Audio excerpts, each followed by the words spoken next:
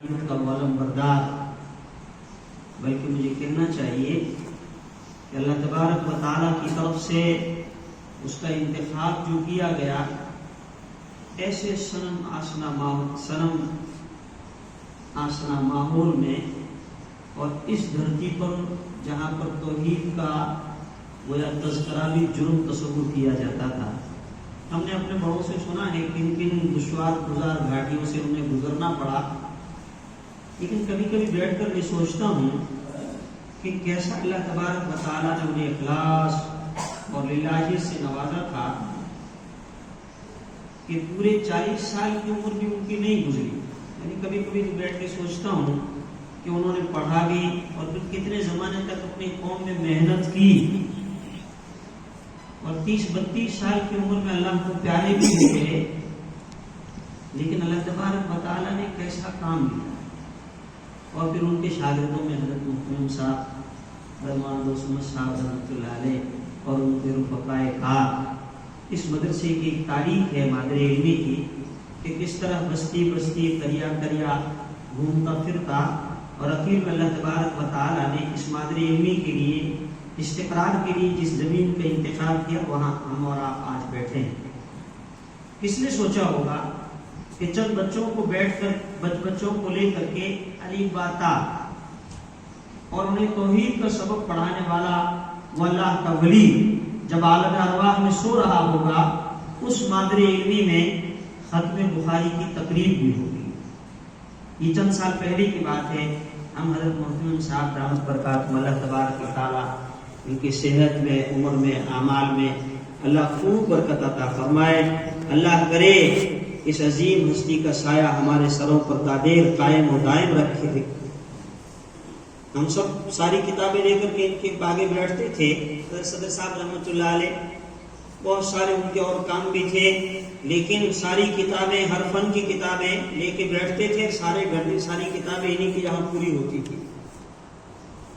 آج الحمدللہ میں دل کی اتھاہ گہرائیوں سے اپنے ان دوستوں کو مبارکباد پیش کرتا ہوں کہ جو حضرت محترم صاحب دامت برکاتہم کے ان عزائم کو اور ان منصوبوں کو پائے تکمیل تک پہنچا رہے ہیں، خصوصاً میرے وہ ساتھی جو عربی درجات کے ساتھی ہیں، حفظ کے درجات کے ساتھی۔ عربی کے درجات ایک کھیت ہے، یہ پاس میں بیٹھنے والوں کو احساس نہیں ہوتا ہے، لیکن ہم دور میں بڑی مجلسوں میں بیٹھتے ہیں اور دوسرے لوگوں کے ساتھ بیٹھ کر کے جہاں مذاکرے کی بات آتی ہے۔ کل کی بات ہے، میں ایک مجلس میں تھا، ایک پروگرام تھا، بہت بڑا آدمی مجھے کہہ رہا تھا مفتی صاحب دارالعلوم پوکھرن تو دارالعلوم پوکھرن ہے۔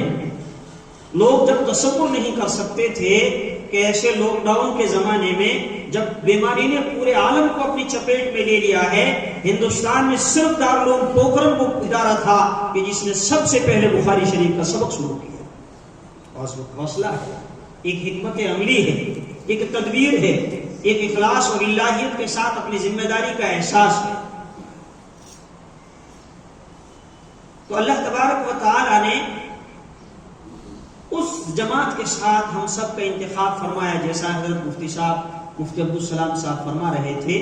بلکہ میں یہ کہوں، اس دھرتی پر اللہ پاک نے اسلام کی حفاظت کے لیے جن لوگوں کا انتخاب کرنا تھا، ان لوگوں میں آپ اور ہم ہیں۔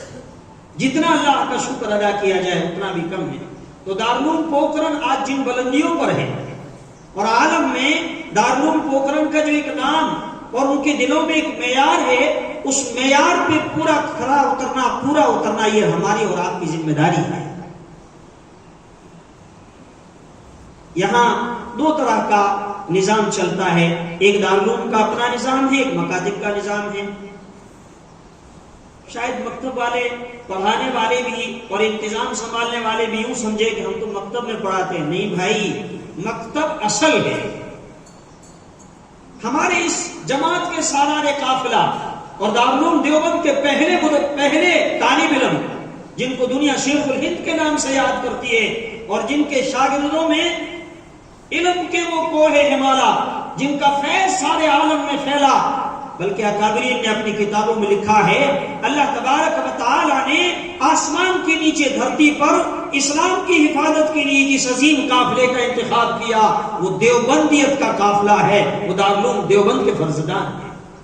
اس کے پہلے طالب علم حضرت شیخ الہند مولانا محمود الحسن صاحب رحمۃ اللہ علیہ مالٹا گئے، وہاں جیل، لمبا واقعہ ہے علماء بات، میں تو آپ حضرات سے یہ کہنا چاہتا ہوں وہاں 3 سال تک قید رہے، واپس یہاں آئے۔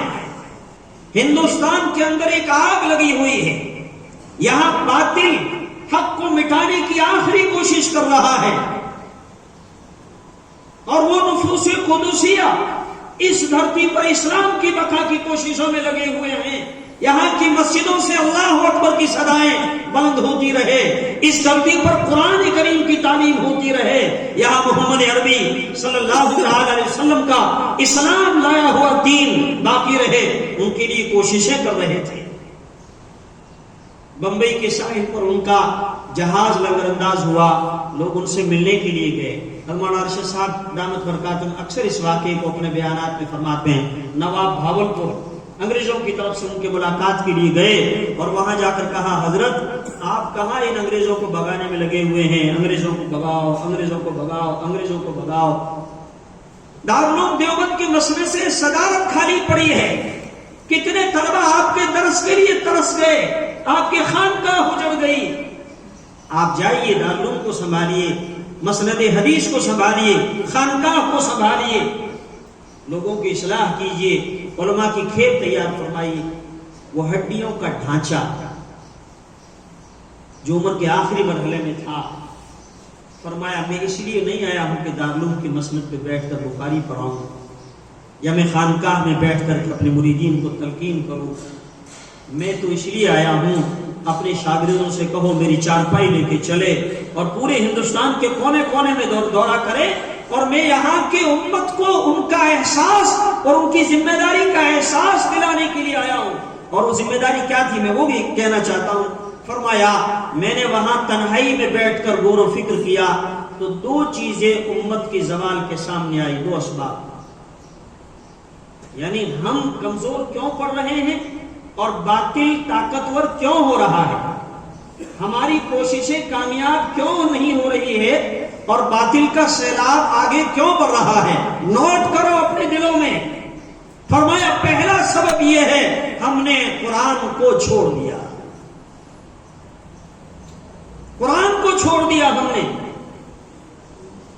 اب قرآن کو چھوڑ دیا تعلیم کے اعتبار سے بھی، عمل کے اعتبار سے بھی، مکتب کے اعتبار سے بھی، مدرسے کے اعتبار سے بھی، تفسیر کے اعتبار سے بھی، جس کی بڑی تفصیل حضرت مفتی صاحب فرما رہے تھے۔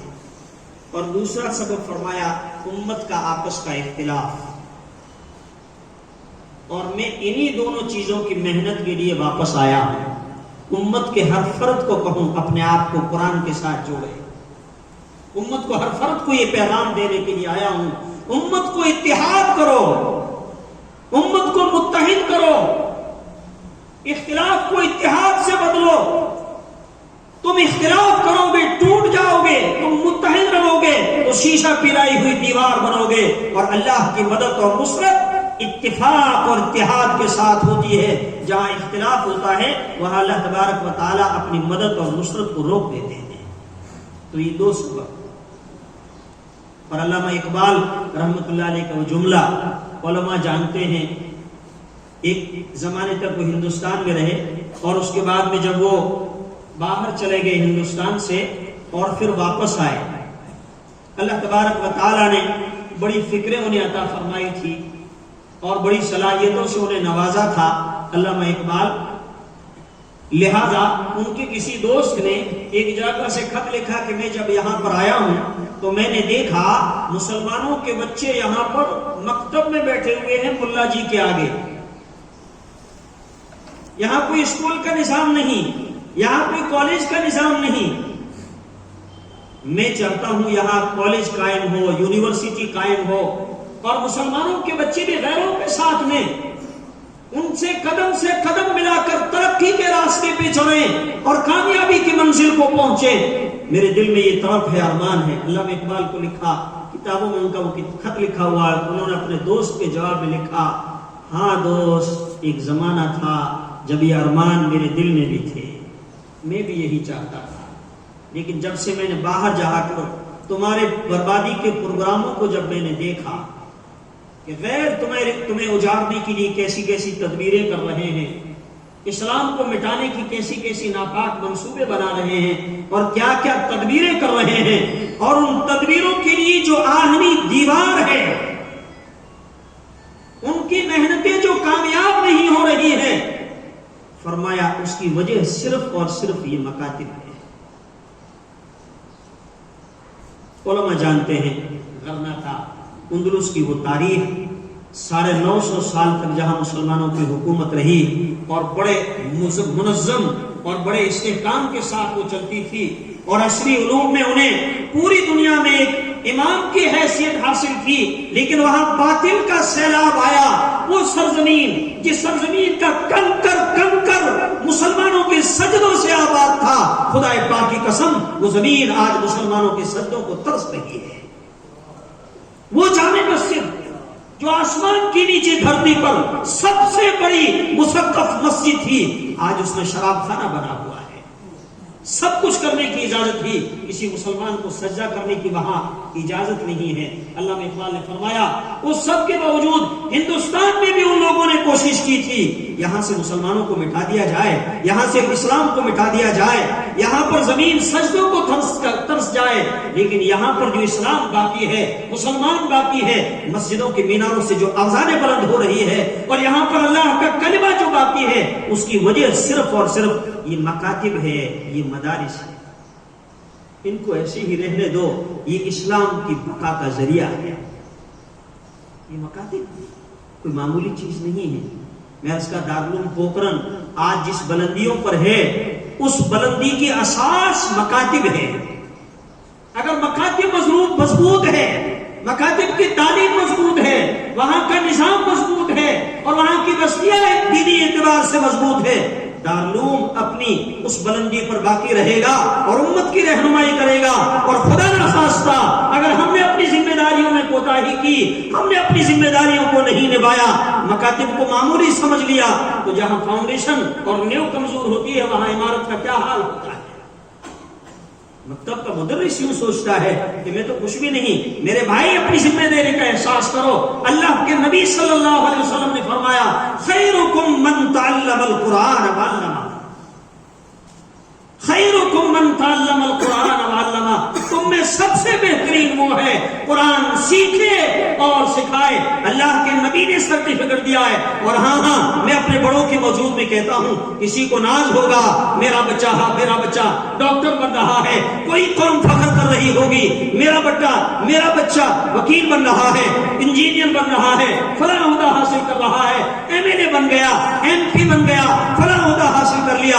اللہ کے گھر میں بیٹھ کے کہتا ہوں، اللہ کا نبی کہتا ہے کوئی ناز کرے میرا بیٹا حافظ قرآن بنا، عالم دین بنا، نبی کا وارث بنا ہے۔ اور یہ یوں نہیں، در حقیقت یوں کہو، ہم نے اپنی نسلوں کی ایمان کی حفاظت کا گویا ایک سامان کر لیا ہے۔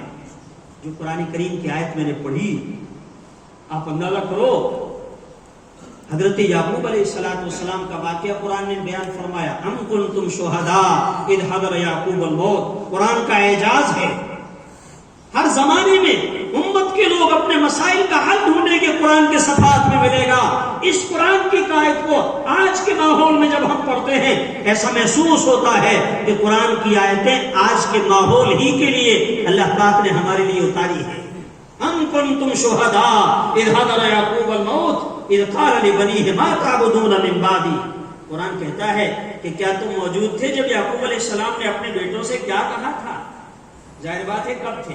یعقوب علیہ السلام تو بہت پہلے گزر گئے، اس کے لمبے زمانے کے بعد قرآن نازل ہوا، لیکن کسی واقعے کی اہمیت کو بتلانے کے لیے اللہ پاک ایسا طرز اختیار فرماتے ہیں۔ تم موجود تھے کہ ہم موجود نہیں تھے؟ اللہ پاک فرماتے ہیں ہم تمہیں بتلاتے ہیں۔ ام کنتم شہداء اذ حضر یعقوب الموت اذ قال لبنیہ ما تعبدون من بعدی۔ یعقوب علیہ السلام نے اپنے بیٹوں کو جمع کیا۔ کون یعقوب علیہ السلام؟ خود نبی ہیں، لوح محفوظ سے جن کی رہنمائی ہو رہی ہے، اور جن کے باپ اسحاق علیہ السلام نبی ہیں، اور ان کے دادا حضرت اسماعیل علیہ السلام نبی ہیں، ابراہیم علیہ السلام، اسحاق علیہ السلام، اسماعیل علیہ السلام، یعقوب علیہ السلام ایک نبوت کا سلسلہ ہے، نبوت کا گھرانہ ہے، تین پشتوں سے نبوت چلی آ رہی ہے، بھلا اس گھر میں کفر کا کیا لینا دینا؟ لیکن اللہ کا نبی اپنے بیٹوں کو آخری وقت میں اپنے یہاں جمع کر رہا ہے اور جمع کر کے پوچھتا ہے ما تعبدون من بعدی، میرے بعد میں تمہارے دین کا، تمہارے اسلام کا، تمہاری دینداری کا کیا ہوگا؟ مجھے اطمینان دلاؤ۔ تین پشتوں کا نبی اپنی اولاد کو موجود اپنے سامنے حاضر کر کے اور ان کی دینداری کے متعلق اطمینان حاصل کرنا چاہتا ہے۔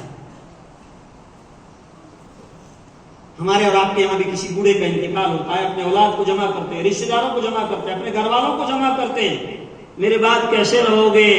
تمہارا کیا ہوگا؟ کھیت کا کیا ہوگا؟ کھلیان کا کیا ہوگا؟ کیسے رہو گے؟ لڑو گے کہ نہیں؟ میں نے جو جمائی ہے گوانا مت۔ ہم اور آپ کیوں کہتے ہیں؟ اللہ پاک اس واقعے کو گویا بیان کر کے فرمانا چاہتے ہیں کہ کیا فکر کرنی چاہیے۔ میدان قیامت میں آزاد آخری انسان سب خدا کے یہاں جمع ہوں گے۔ میرے بیٹو وہاں اللہ کے سامنے مجھے رسوا نہ کرنا۔ اللہ اپنی بدعملی کے نتیجے میں، اپنی بے دینی کے نتیجے میں